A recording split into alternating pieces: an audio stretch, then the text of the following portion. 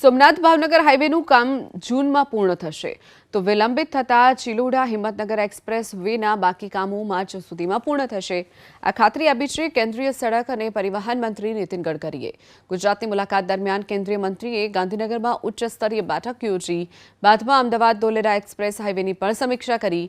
109 kilometre લાંબો આ greenfield corridor કુલ 4200 કરોડ રૂપિયાના ખર્ચે વિકસાવવામાં આવી રહ્યો છે।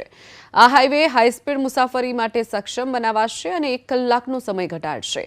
ધોલેરા ખાતેના એરપોર્ટને પણ સીધી કનેક્ટિવિટી પૂરી પાડવામાં આવશે। આ માર્ગ સરખેજને ધોલેરા ઇન્ટરનેશનલ એરપોર્ટથી નવાગામ અને ધોલેરા સ્પેશિયલ ઇન્વેસ્ટમેન્ટ નજીક સરદાર પટેલ રિંગ રોડને જોડશે। તો ગડકરીએ એ પણ ખાતરી આપી કે ચિલોડા હિંમતનગર હાઈવેનું કામ 95% પૂર્ણ થઈ ગયું છે અને હવે આગામી 3 મહિનામાં આ કામગીરી પૂર્ણ કરવામાં આવશે।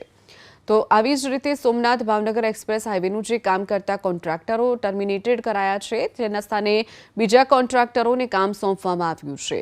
આ કામ આગામી જૂન મહિનામાં સંપૂર્ણ રીતે પૂર્ણ થઈ જશે।